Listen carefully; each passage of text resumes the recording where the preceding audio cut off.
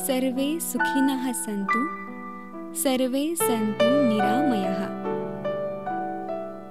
आरोग्य पत्रिकेचा साप्ताहिक कार्यक्रम निरामय. निरामय.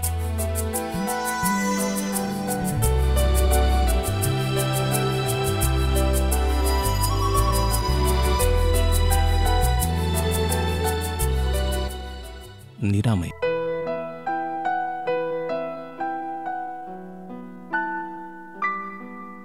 नमस्कार श्रोते हो, निरामय या कार्यक्रमामध्ये कार्यक्रमाचे सादर करते सूरज गोळे यांच्यासह मी ज्योती हातेकर आपणा सर्वांचं स्वागत करते आहे. श्रोते हो, जागतिक अन्न दिनानिमित्त आज आपण आहार तज्ज्ञ डॉक्टर देवयानी अरबट यांच्याशी बोलणार आहोत आणि बोलणार आहोत ते मधुमेह आणि आहाराचं नियोजन या विषयावरती. नमस्कार मॅडम. नमस्कार. आपण आत्ताच सांगितलं की आपण मधुमेही व्यक्ती जे आहेत तर त्यांच्या आहाराचं नियोजन कसं करणार, कसं असलं पाहिजे त्यांच्या आहाराचं नियोजन, किंवा शुगर लेव्हलनुसार नेमका त्यांनी कोणत्या पदार्थांचा वापर केला पाहिजे, तर याविषयी आपण सांगूया. निश्चितच आपण याविषयी बोलणार आहोत. सर्वप्रथम मी हे सांगू इच्छिते की यावर्षीची जी फूड डे किंवा अन्न दिवसाचा जी थीम हीच आहे की हातात हात घालून हेल्थ आणि बेटर हेल्थसाठी आपण काम करूया. म्हणजे आपल्या मातीतून थालीपर्यंत जी थीम आहे ती या वर्षीच्या अन्न दिवसाची आहे. आणि तुम्ही मला आज आमंत्रित केलेलं आहे इथं की डायबिटीज विषयी बोलण्यासाठी. तर डायबिटीजचा आणि अन्नाचा खूप मोठा जवळचा संबंध आहे. त्यामुळे या विषयावर बोलणं खूपच मला म्हणजे प्रशस्त वाटत आहे किंवा योग्य वाटत आहे. दुसरी तुमचा प्रश्न हा आहे की डायबिटीजचे नियोजन आहे ना. सर्वप्रथम आपल्याला हे श्रोत्यांना हे समजून घेणं खूप गरजेचं आहे की एकदा डायबिटीज लागला म्हणजे आपल्याला गोळी सुरू झाली, हा त्यांच्या मनात जो एक हे असते की भीती असते की झाला आता डायबिटीज झाला, एक गोळी घेणं आपल्याला सुरू करायची आहे आणि झालं तर गोळी घेतली की आपलं कंट्रोलमध्ये येईल. पण actually me as a expert हे सांगू इच्छिते की सर्वप्रथम की डायबिटीज जर तुम्हाला नवीनच डिटेक्ट झाला असेल किंवा डायबिटीज असेल तर तुम्ही तुमच्या जीवनशैलीमार्फत त्याच्यामधून रिव्हर्ससुद्धा येऊ शकता किंवा त्याचे कॉम्प्लिकेशन जे आहेत ते कॉम्प्लिकेशन्स आपण टाळू शकतो. कारण डायबिटीजला काय म्हटलं ते एक सायलेंट किलर. डायबिटीज जर झाला तर तुम्हाला वरून कुठलाच आजार दिसत नाही, छान माणूस खातो पितो चालतो बोलतो, पण हळूहळू तो काय करतो सगळ्या बॉडीला पोखरायला लागतं. म्हणजे शरीराचं पोषणच होत नाही. म्हणजे सगळ्या शरीराच्या ज्या आपल्या सेल्स आहेत डायबिटीज व्यक्तीच्या त्या कुपोषित राहतात आणि त्या सेल कुपोषित राहिल्यामुळे काय होते शरीराला जे न्यूट्रिएंट पाहिजेत आपले फंक्शन करायला ते फंक्शन मिळतच नाही आणि हळूहळू ज्या बॉडी पार्टला त्याचे न्यूट्रिएंट प्रॉपरली मिळत नाही किंवा त्याच्यावर जो आपला मेटाबॉलिक लोड येतो एक्सक्रिशन करण्याचा तो लोड बॉडीवर येतो आणि त्याच्यामुळे मग ते कॉम्प्लिकेशन्स तयार होतात आणि मग ते कॉम्प्लिकेशन्स रिव्हर्स करणं खूप डिफिकल्ट आहेत. म्हणून जर तुम्हाला डायबिटीज न्यूलीच डिटेक्ट जर झाला तर तुम्ही आहाराचं, व्यायामाचं, आपल्या जीवनशैलीचं जर नियोजन प्रॉपरली केलं तर मी आश्वासन देते तुम्हाला की आपण त्यातून टोटली रिव्हर्स येऊ शकतो विदाऊट मेडिकेशन्स. तर त्याचसाठी आपण नेमकं त्यांच्या आहाराचं काय नियोजन सांगू, त्यांनी कुठल्या पदार्थांचा समावेश केला पाहिजे आणि काय प्रमाण ठेवलं पाहिजे, काय केलं पाहिजे. जनरली मी असं समाजात बघितलं की डायबिटीज डिटेक्ट झाला की म्हणजे एक डॉक्टरकडे जाऊन एक गोळी सुरू केल्या जाते. सुरुवातीला तर लोक गोळी पण टाळतातच आणि बस आम्ही कारल्याचा रस घेतो, मेथीचे पाणी पितो, मेथी हे केलेलं आणि असे सुपरफिशियल उपाय ते लोक करतात आणि साखर खाणं बंद केली, बस एवढं हे करतात. पण ॲक्च्युली हे समजायला घेतलं पाहिजे की जे आपले फूड्स आहेत, ग्रेन्स आहेत, कार्बोहायड्रेट्स आहेत, या कार्बोहायड्रेटमध्ये सुद्धा खूप मुबलक प्रमाणात साखर असते, ग्लुकोज असते आणि डायबिटीजमध्ये बॉडीची जे ग्लुकोज किंवा साखर टॉलरेट करण्याची किंवा त्याला सहन करण्याची शक्ती संपलेली असते आणि तेच जर आपण त्याला परत परत देत राहिलो तर मग त्याची काय स्थिती होत असेल शरीराची हे तुम्ही इमॅजिन करा. तर मी एकच की कार्बोहायड्रेट जे आहेत तर ग्रेन्सचा कार्बोहायड्रेटचा वापर कमी करावा आणि त्या जागी पोट भरण्यासाठी चांगल्या दर्जाचे प्रोटीनयुक्त पदार्थ की जेणेकरून तुमचं खूप पोट भरलेलं राहील आणि सटायटी येईल आणि प्रोटीन फूड खाल्ल्यामुळे ब्लड ग्लुकोज लेवल तुमचे जे फ्लक्च्युएट्स होतात. डायबिटीजचा मेन प्रॉब्लेम काय असतो की जे ब्लड ग्लुकोज लेवल्स असतात त्या फ्लक्च्युएट्स होतात. तुरंत ब्लड ग्लुकोज लेवल खूप हाय होते आणि तुरंत डाऊन पण होते, म्हणजे हायपोग्लायसेमिया पण होतो आणि हायपरग्लायसेमिया होतो. आणि हा जो अपडाऊन्स आहे हा अपडाऊन्स आपल्या ज्या सॉफ्ट जे ऑर्गन्स आहेत तर त्याला खूप ते डॅमेज करतं. म्हणून मेन असा डाएट घेतला पाहिजे की तुमचं ब्लड ग्लुकोज लेवल सस्टेन ठेवणारं, म्हणजे सस्टेन म्हणजे स्थिर ठेवणारं आहारात समावेशाचा. मग असा आहारात समावेश करणारं असं कोणतं फूड आहे की ते प्रोटीनयुक्त फूड आहे, की प्रोटीन डायजेस्ट करायला वेळ लागतो, त्यात थोडंसं कॉम्प्लेक्स असल्यामुळे बॉडी वेळ घेते त्याला, आणि आपले ब्लड ग्लुकोज लेवल ते सस्टेन राहतात. दुसरे आहेत आपले फायबरयुक्त पदार्थ, की हिरव्या ग्रीन लिफी व्हेजेस, जास्तीत जास्त हिरव्या पालेभाज्या. आणि तिसरा एक चांगलं वरदान आहे डायबिटीजवाल्या लोकांना, ते म्हणजे नट्स जे असतात ना, ड्राय फ्रूट्स, की नट्समध्ये भरपूर प्रमाणात जीवनसत्व पण असतात आणि चांगल्या दर्जाचं उत्तम फॅट्स पण असते आणि चांगले मिनरल्स पण असतात. म्हणजे शरीराची गरज पण ते कंप्लीट करू शकतात आणि ब्लड ग्लुकोज लेवल सस्टेन ठेवायला सुद्धा मदत करतात. आणि तिसरा चांगला एक न्यूट्रिएंट्स म्हणजे ते आहे आपल्या आहारातलं फॅट, की ज्याला आपण गुन्हेगार मानतो, हे की फॅट खाल्ल्याने किंवा फॅटचा इंटेक केल्याने वजन वाढते, पण ॲक्च्युअली मेन गुन्हेगार आपला फॅट नाही आहे, चांगले हेल्दी फॅट. बरं, इथे परत इथं प्रश्न येतो हेल्दी फॅट. जर तुम्ही refined grain, refined fat, refined तेल, मार्गारीन किंवा ट्रान्स फॅट, डालडा यासारखा वापर करत असेल तर ते तर खूप हानिकारक आहे. पण जे नैसर्गिक जे फॅट आहे, की ते फॅटचा जर तुम्ही नैसर्गिक नेचरनं दिलेला त्या फॅटचा इंटेक जर डाएटमध्ये केला तर ऑब्व्हियसली तुमचे ब्लड ग्लुकोज लेवल्स सस्टेन राहतात किंवा स्थिर राहतात, ते अपडाऊन्स होत नाहीत. म्हणजे कार्बोहायड्रेट, प्रोटीन, फॅट याचा समतोल करणं खूप गरजेचं आहे. म्हणजे डोळ्यांना दिसणारी साखर आणि जिभेला चवीनी समजणारी साखर याही व्यतिरिक्त भरपूर पदार्थांमध्ये छुपी साखर असते, ती आपल्याला कळली पाहिजे. आणि फक्तच वरवर दिसणारी साखर बंद करून किंवा आपण कडू चवीचे जे रस आहेत ते घेऊन काही आपला मधुमेह आटोक्यात येणारा नाही आहे. आपण त्यांना सांगितलं, वैज्ञानिक भाषेत पण सांगितलं की आपण काय खाल्लं पाहिजे, काय घेतलं पाहिजे, पण रोजचं जे जेवणाचं ताट आहे तर त्याच्यामध्ये कुठले कुठले पदार्थ असले पाहिजे. आपण पदार्थांची नावं सांगूया आणि त्याचं प्रमाण सांगूया, की जेणेकरून लक्षात येईल की मला हे एवढं एवढं खायचं आहे. हे बघा, आपलं जनरली आपण जे इंडियन थाली किंवा इंडियन ताटेच्या वरण, भात, भाजी, पोळी आपण घरचं खातो, म्हणजे आपल्याला असं वाटतं आपण खूप चांगलं खातोय. पण जर लक्षात घेतलं असं की आपण जे इंडियन लोक आहे, आपण स्वतःला व्हेजिटेरियन म्हणवतो, पण आपण व्हेजिटेरियन, आपण ग्रेनेटेरियन आहोत. आपण जास्त प्रमाणात ग्रेनचा इंटेक आपल्या डाएटमध्ये जास्त असतो आणि ग्रेन हे जे आहेत हे भरपूर कार्बोहायड्रेट युक्त असल्यामुळे ग्रेनमधून भरपूर प्रमाणात बॉडीला मध्ये शुगर तयार होते, ग्लुकोज तयार होते, रेडीमेड ग्लुकोज तयार होते. आणि त्याच्यामध्ये सगळ्यात मोठा सिंहाचा वाटा आहे समजा गहू वगैरे जे आहेत, गव्हाचा. गव्हात ग्लुटेन असतो. तर मी तेच एक कार्बोहायड्रेटसाठी आपल्याला तर लहानपणापासून सवय असते की भाजीसोबत पोळी, भाकरीसारखं काहीतरी पाहिजे. नुसतं आपण भाकरी, भाजी असं नुसतं भाजी किंवा असं खाऊ शकत नाही. तर मग त्याच्यासाठी जर हे करायचं आपण इथे आपण मिलेट्सचा उपयोग करू शकतो.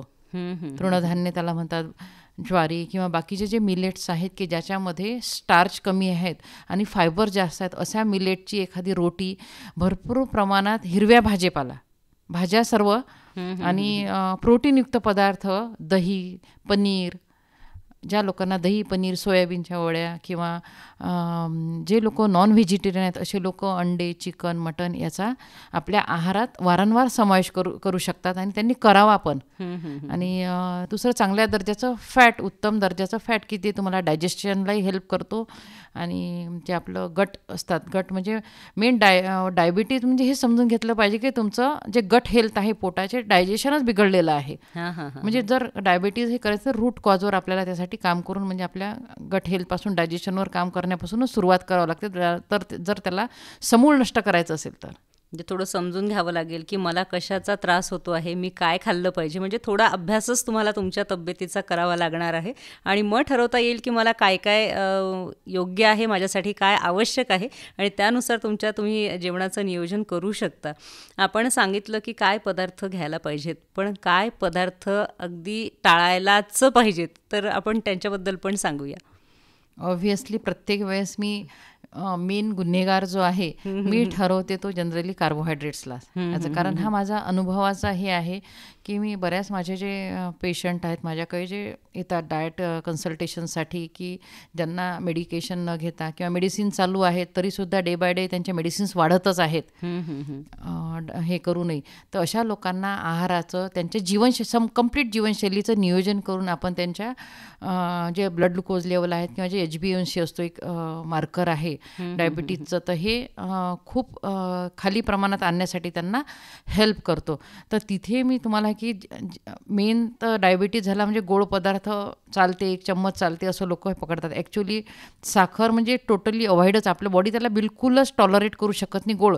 मग हा अजून मी एक प्रश्न समाजात बघितला, साखरला ते गुन्हेगार मानतात, साखर खात नाही पण गूळ खातात.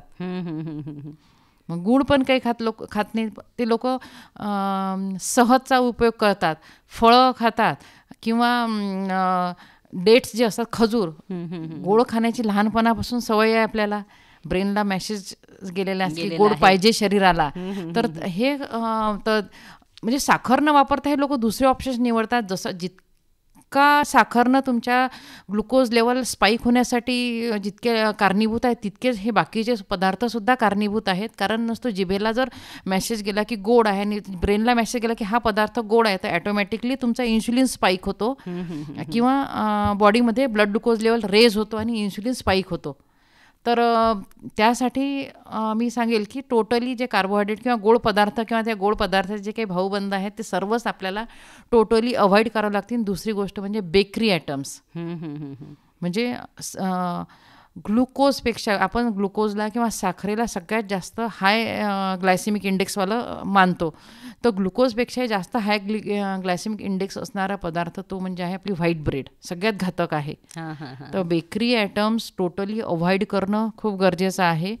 आणि ताणतणाव तर प्रत्येक ठिकाणी येतातच, कारण मी असे बरेच लोक बघितले की खूप चांगल्या प्रकारे आहार घेत आहेत, प्रॉपरली एक्झरसाईज पण करत आहेत, पण ते प्रॉपरली त्यांच्या ताणतणावामुळे म्हणा, स्ट्रेसमुळे प्रॉपरली झोपू शकत नाहीत. त्या लोकांचे सुद्धा फास्टिंग ग्लुकोज लेवल खूप हाय असतात, मेडिसिन घेऊन पण. म्हणजे त्यांची जी डॉन फिनॉमिना बॉडीमध्ये कंडिशन येते की पहाटे पहाटे त्यांची शुगर लेवल खूप स्पाईक होतो.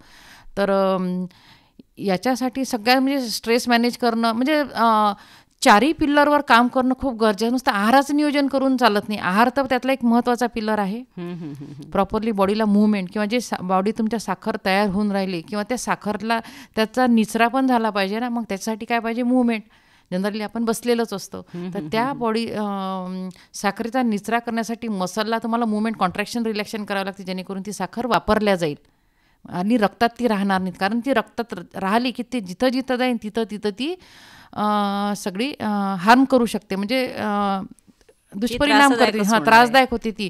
आपण जनरली म्हणतो ना, जिथे साखर असते आपल्या घरात तर जिथं जास्त चिट्या मुंग्या जास्त असतात. तसंच आपल्या शरीरात जास्त साखर असली की तिथे जास्त इन्फेक्शन्स तयार होतात, बॅक्टेरियल इन्फेक्शन, व्हायरल इन्फेक्शन. आणि म्हणून डायबिटीज लोकांना हे इन्फेक्शनचे धोका जास्त असतो, म्हणजे त्याला कोमॉर्बिडिटी म्हटलं जाते.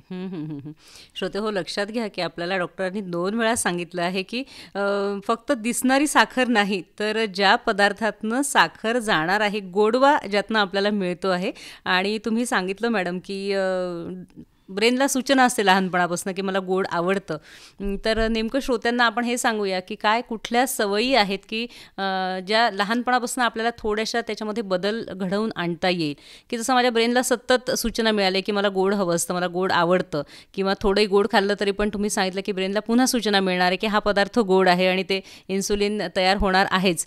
तर आपण असं काय या आहाराच्या व्यतिरिक्त पण एक नियोजन करू शकतो की आपण एका घटकाबद्दल बोललो अन्न दिवसाच्या निमित्ताने की माझं जेवणाचं ताट कसं असावं, पण त्याच्या सोबतीला आता पूरक गोष्टी आहेत की व्यायाम आहे किंवा बाकीचे पण आणखी नियोजन आहेत, त्याच्याबद्दल आपण काय सांगणार? हे बघा, गोड खाण्याची एक हे असते, ह्युमनची वृत्ती कशी आहे, जेव्हा आपण स्ट्रेसमध्ये असतो तेव्हा आपल्याला बघा खूप जास्त खाव होते किंवा खाण्याची इच्छा होते. आणि आपण जेव्हा ताणात असतो आपण काय करतो, आपल्या ब्रेनला डिस्ट्रॅक्ट करण्यासाठी ज्या आनंद देणाऱ्या गोष्टी असतो त्या आनंद देणाऱ्या गोष्टीकडे वळतो. मग आनंद कशापासून मिळते, आपल्याला गोड खाण्यापासून. आणि दुसरा आनंद कशामुळे मिळते, आपण ते मोबाईलवर रील किंवा हे बघतो, हे ज्यातून या दोनपैकी आपण एका ठिकाणी स्वतःला डायव्हर्ट करतो. आणि जनरली मेजरली मग जेव्हा आपण जास्त स्ट्रेसमध्ये असतो किंवा ज्या दिवशी आपली जास्त झोप झालेली नाही चांगली प्रॉपरली, त्या दिवशी आपल्याला जास्त क्रेव्हिंग्ज होतात, आपण अतिभूक लागते आणि खातो, आणि त्या अतिभूक लागल्यामुळे शरीरावर त्याचा लोड येतो. ते जे साखर आहे किंवा ते फूड आहे त्याचा निचरा करण्यासाठी. शरीराला बिलकुलच तुमच्या डायजेशनला रेस्ट मिळत नाही डायजेशन करण्यासाठी आणि त्याच्यावर खूप मेटाबॉलिक वेस्टचा खूप लोड येतो आणि आपल्या सिस्टीमवर लोड येतो ॲटोमॅटिकली त्याचा, आणि बॉडीला मग बॉडीमध्ये काय ते इन्फ्लामेशन्स तयार होतात, सूज तयार होते आतून. वरून जरी आपल्याला दिसत नाही पण आपल्या शरीरात आतून खूप सूज आलेली असते. तर याच्यासाठी आपल्याला मेन महत्त्वाचं म्हणजे आपले स्ट्रेस मॅनेज करणं आणि चांगल्या झोपेचं नियोजन करणे. ह्या गोष्टी म्हणजे युद्धपातळीवर आपल्याला कराव्याच लागतील. या दोनही गोष्टीनं अशा एकमेकांवरती अवलंबून आहेत. म्हणजे चांगला आहार असेल तर तुमची तब्येत स्वस्थ राहून चांगली झोप येणार आहे, आणि चांगली झोप असेल तर केलेल्या आहाराचं पचन चांगलं होऊन पुन्हा तुमची तब्येत चांगली राहणार आहे.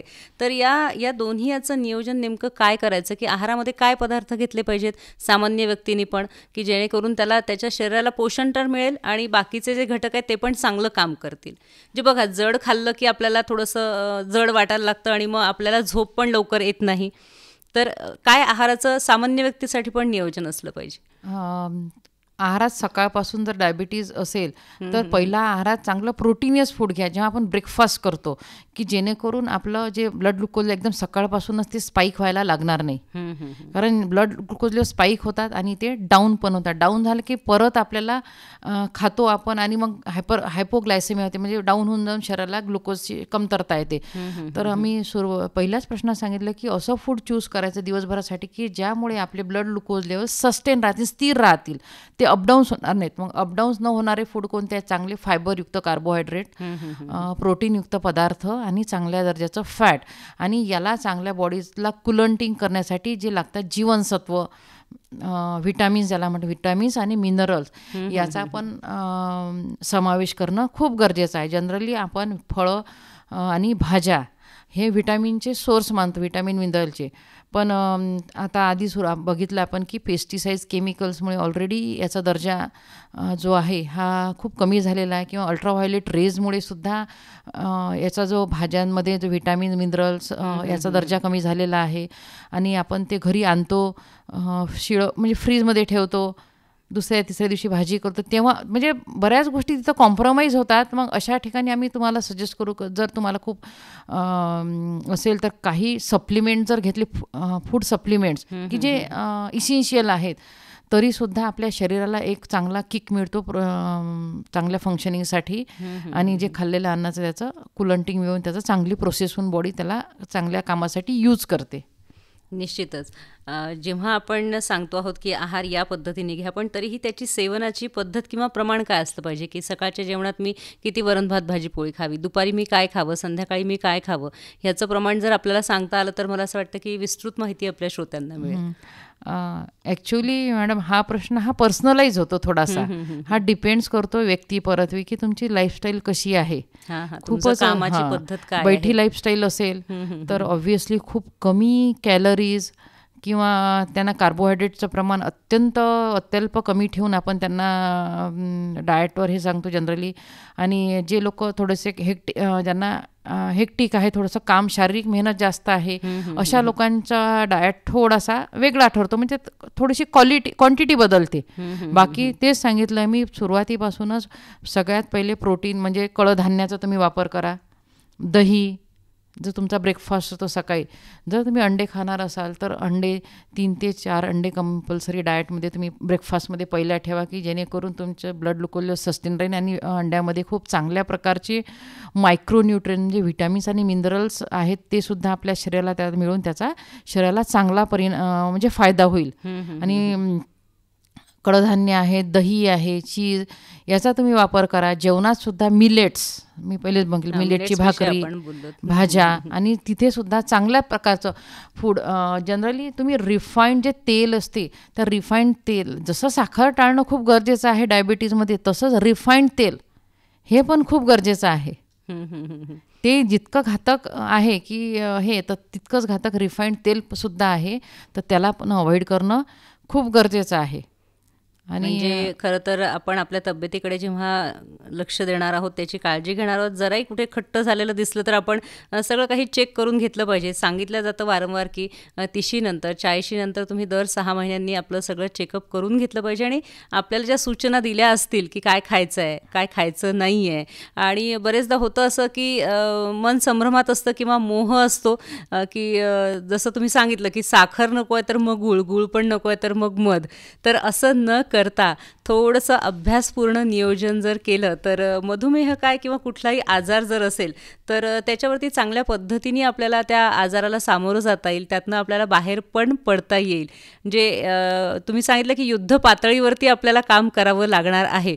या सर्व याच्यामध्ये तुम्ही व्यायामाचं नियोजन सांगितलं, झोपेचं नियोजन सांगितलं आणि औषधं आहेत तर त्यांचं पण नियोजन सांगितलं. बरेचदा असं होतं की जर गोळी घेतो आहोत, आपण स्वीकारलं आहे की मला आता आयुष्यभर ह्या गोळ्या घ्यायच्या आहेत, तेव्हा पण असं होतं की थोडंसं काय होतं, एखाद दोन पदार्थ थोडे एक्स्ट्रा सेवन केलेत तर गोळ्यांचं नियोजन असताना होऊ शकतं का की थोडी तुम्ही सूट दिली, ढील दिली स्वतःला? नाही मॅडम, एकदा डायबिटीज झाल्यावर तो एक्सेप्ट करणं की आपल्या बॉडीची ग्लुकोज टॉलरेट करण्याची क्षमता संपलेली आहे. आणि मग डॉक्टर आपल्याला काय करतात की जे ग्लुकोज आहे ते वरून मेटफॉर्मिन नावासारख्या ज्या गोळ्या आहेत, मेटफॉर्मिन कंटेंट असणारे त्या गोळ्या देतात की रक्तातली आपली ती शुगर रक्तात दिसली नाही पाहिजे. ॲक्च्युली ती शरीरातच राहते.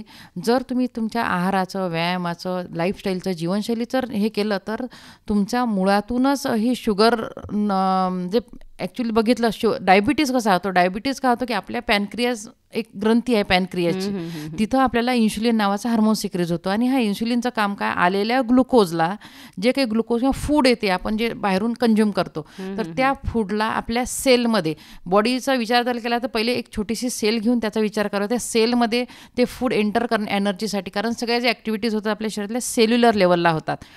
तर या सेलमध्ये त्याला एंट्री करवण्याचं काम करते हे इन्सुलिन. आणि मग हे समजून घेतलं पाहिजे डायबिटीज म्हणजे काय की कालांतराने इन्सुलिनला बॉडी आपली रिस्पॉन्स करत नाही आणि म्हणजे इन्सुलिन असल्यावरही आपली सेल काय करते, त्या फूडला घेत नाही, इंटेक दारं बंद करून ठेव, लॉक बंद करते, एंटर करत नाही. म्हणजे ऑब्व्हियसली आपण कुपोषित झालो. दुसरी गोष्ट, हळूहळू इन्सुलिनही तयार होत राहते, त्याला रिस्पॉन्स येत नाही. मग एक दिवस आपल्या पॅनक्रियाजवर ओव्हरलोड येतो आणि तो इन्सुलिन टोटली सिक्रीज करणं की बंद करतो. तिथले जे बीटा सेल्स आहेत की जे इन्सुलिन तयार करतात ते सेल्स डेड होतात आणि आपल्या इन्सुलिन सिक्रीज होणं बंद होतं, तर कमी होतं. मग डॉक्टर आपल्याला वरच्या इन्सुलिनवर ठेवतात. पण जर आपण समजा कारण कार्बोहायड्रेट आले म्हणजे इन्सुलिनवर लोड आला, जर तुम्ही असे पदार्थ चूज केले की ते तुमचं पॅनक्रियाजला आपण काही दिवसासाठी जर सुट्टीवर पाठवलं, बाबा दिवाळीच्या सुट्टीत जा, तू मामाच्या घरी जा किंवा उन्हाळ्याच्या सुट्टीत जा, आराम दिला तर ते परत रिज्युनेट होऊ शकतात. हे लक्षात घ्यावं. आणि त्याच्यासाठी थोडंसं त्यांच्या कुठल्या मेडिसिन चालू आहेत, कसे फ्लक्च्युएशन होतात, त्यांचे शुगर स्पाईक होण्याचे पॅटर्न काय आहेत यावर थोडंसं स्टडी करणं खूप गरजेचं आहे. आणि त्यासाठी मग थोडंसं पर्सनलाइजच त्याला म्हणजे असं ओव्हरऑल सर्वांगीण सांगून तिथे जमणार नाही थोडं. मॅडम, चुकीचा आहार हा डायबिटीसला कारणीभूत तर आहेच, पण चुकीचा आहार म्हणताना बरेचदा आपण पाहतो की आपल्याला आपल्या कामावर जायची घाई आहे म्हणून मग सकाळी नाश्ताच केला जात नाही, किंवा केला तर मग काहीतरी वडापाव खाऊन टाका किंवा काहीतरी खाऊन टाका, किंवा मग जेवणामध्ये पण असं होतं की वेळ नाही म्हणून मग वडापाव खाल्ला किंवा तत्सम काहीतरी पदार्थ खाऊन टाकले. तर ह्या सगळ्या गोष्टी ज्या आहेत तर याच्यामुळे पण डायबिटीसचं प्रमाण वाढतं आहे का? नाही, तसं सकाळच्या नाश्त्याशी त्याचा डायबिटीसशी काही संबंध नाही आहे. पण नाश्त्याची जी क्वालिटी असते ती जनरली नाश्ता बघितला टेस्टी बनवल्या जाते, प्रोसेसचाच असतो सगळा बनलेला, कार्बोहायड्रेट हे जास्त असतात. आणि त्यामुळे सुद्धा सकाळपासूनच जर आपण कार्बोहायड्रेटचा इंटेक आणि पोटभर केला तर इन्शुलिन स्पाईक होतात किंवा आपली शुगर स्पाईक होतो आणि हळूहळू आपल्याला डायबिटीज डेव्हलप होतं बॉडीमध्ये. दुसरा प्रश्न आहे की नाश्ता करणं कंपल्सरी आहे का? की बघा, खेड्यागावात जे आपण म्हणतो ते लोकांना नाश्ता का करावा लागते, सकाळी त्यांचा पहाटेपासूनच दिवस चालू होतो. ते सकाळी लवकर 4ला उठतात आणि ते शारीरिक मेहनत करतात, म्हणून त्यांना बरोबर 8-9ला खूप सपाटून भूक लागते त्यांना शेतात, म्हणून त्यांना नाश्ता करणं खूप गरजेचं होतं. आणि त्यांचा पूर्वीच्या लोकांचा, आता खेड्यात पण नाश्त्याची पद्धत बदललेली आहे. तो आधीचा त्यांचा जो नाश्ता असायचा, भाकरी किंवा भाजी वगैरे, तर तो त्यांना पूरक छान त्यांना तो डायजेस्ट व्हायचा. पण आता खेड्यातली सुद्धा नाश्त्याच्या पद्धत बदललेली आहे. आणि दुसरी गोष्ट, आता ते लवकर उठतात, शारीरिक मेहनत असते, त्यामुळे त्यांचा तो नाश्ता पण पचून जायचा. पण आता बघा, आपण 8ला उठतो घाईघाई, म्हणजे आता रात्री जागरण होते की जेव्हा झोपायचं पाहिजे, जेव्हा आपली बॉडी रिकव्हरीचं काम करते, रिपेअरचं काम करते, त्यावेळेस आपण जागरिलं असतो. आणि जेव्हा बॉडी अलर्ट व्हायच्या मोडमध्ये असते की सकाळी ब्रह्ममुहूर्तापासून आपली बॉडी काय होते, अलर्टसाठी प्रिपेअर करते दुसऱ्या दिवसासाठी जागं व्हायला, त्यावेळेस आपण गाढ झोपतो आणि उशिरा उठतो. आणि त्यामुळे म्हणजे अशी नाश्त्याची अशी गरज नाही आहे विशेष आपली, कारण लाईफस्टाईल इतकी सिडेंटरी आहे. मी जर म्हणेल तर तुम्ही फास्टिंगला जर हे केलं तर पण फास्टिंग हे तुम्हाला तज्ज्ञांच्या मार्गदर्शनाखाली करावं लागेल, कारण कुठल्या मेडिसिन सुरू आहेत त्याच्यावर सुद्धा तुमचं ते फास्टिंग अवलंबून असते. आणि जर फास्टिंग आपण केलं, इंटरमिडियंट फास्टिंग म्हणा, किंवा जर तुमच्याच्याने राहवल्या जात असेल तर नाश्त्याला अवॉइड केलं तरी बेटरच आहे. डायरेक्ट 2 टाईमचं जेवण, जे आपली म्हणच आहे ना, 2 वक्त की रोटी, ते जर आपण फॉलो केलं ना पूर्वीसारखं, तर निश्चितच आपली हेल्थ बेटर राहील. की ते दुपारचा स्नॅक्स, सकाळचा नाश्ता हे 4-4 तासातून 3-3 तासातून खाणं, हे गोष्ट खरं तर आपल्या डायजेशनला, आपल्या हेल्थला खूप हानिकारक आहे. त्याला जितकं आपल्याला टाळता येईल खाणं, कारण ओव्हर त्याचा डोस होऊन आपल्या डायजेशनवर खूप त्याचा अतिरिक्त ताण येतो आहे. तर तिथे जर तुम्ही, मी ॲज अ एक्सपर्ट फास्टिंगला जास्त महत्त्व देईन, इंटरमिडियंट फास्टिंगला. म्हणजे एकूणच जागतिक अन्न दिवसाच्या निमित्ताने आज आपण मधुमेहींचा आहार काय आहे, तर कसा असावा याविषयी आपण बोलणार तर आहोतच, पण सोबतच प्रत्येक मधुमेहींनी हे लक्षात घ्यावं की तुमचा मधुमेह कोणत्या प्रकारचा आहे, आणि जे काही असेल तर ते तुम्हाला निश्चितच तज्ज्ञाच्या मार्गदर्शनाखाली तुमचा आहाराचा चार्ट बनवावा लागेल, तुमच्या व्यायामाची पद्धत ठरवावी लागेल, आणि त्यानुसारच आपल्याला एक छान असं मार्गदर्शन मिळेल. निश्चितच. आणि मी हे पण सांगू इच्छिते श्रोत्यांना की वेळोवेळी ज्या आपल्या डायबिटीज डिटेक्ट झाल्यावर 6 महिने झाला, एकदा गोळ्या घेतल्या, मनानेच गोळ्या बंद केल्या, तर मग भरपूर प्रमाणात शुगर स्पाईक होतो आणि ते कुठल्या एखाद्या अवयवाला डॅमेज करेल ते सांगता येत नाही. त्यामुळे वेळोवेळी टेस्ट करणे, आपले तपासण्या करणे, नुसतं शुगर तपासूनच हे चालणार नाही, तर जे HbA1c आहे की जे आपल्याला मार्कर्स आहे की जे सांगते मागील 3 महिन्यात तुमचे शुगर्स लेवल कशा राहिल्या, तर त्याची पण टेस्ट करणे खूप गरजेचं आहे, ते तपासून घेणे खूप गरजेचं आहे. आणि त्या अनुषंगाने ज्या टेस्ट गरजेच्या असतात तर त्या करून घेणे खूप गरजेचं राहतं, की जेणेकरून आपल्याला हा डायबिटीज काही आतमध्ये हानी तर पोचत नाही ना, दुष्परिणाम तर होत नाही ना, ते वेळीच आपल्या हाती लागतील आणि त्याच्यावर आपण वेळीच त्याच्यावर ओव्हरकम करू शकतो, मात करू शकतो.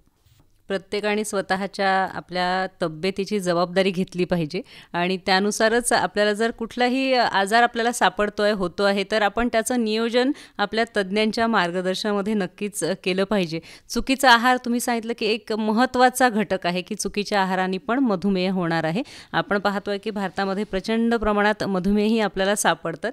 त्यामुळे नक्कीच या जागतिक अन्न दिनाच्या अनुषंगाने आपण त्यांना काय सांगू जातात, काय संदेश देऊ की आपल्याला हे प्रमाण मधुमेहींचं पण कमी करायचं आहे आणि सगळ्यांना एक सुदृढ आयुष्य पण जगता आलं पाहिजे.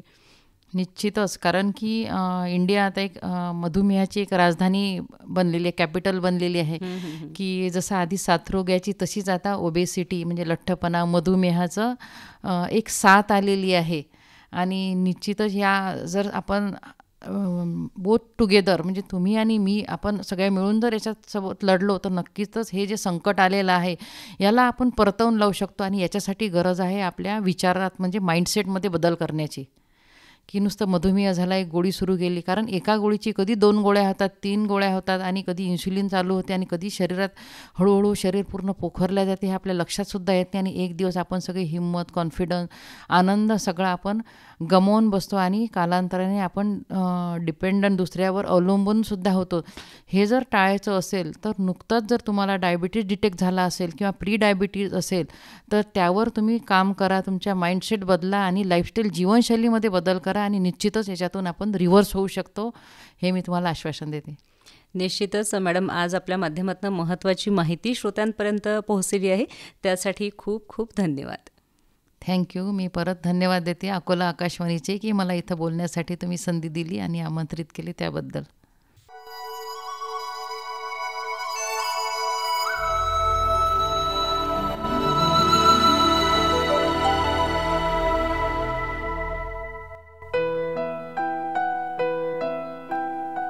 सर्वे सुखिनः सन्तु सर्वे सन्तु निरामयः.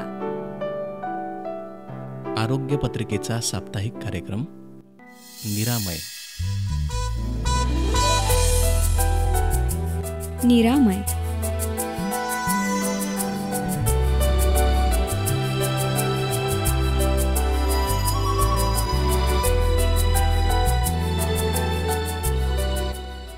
निरामय.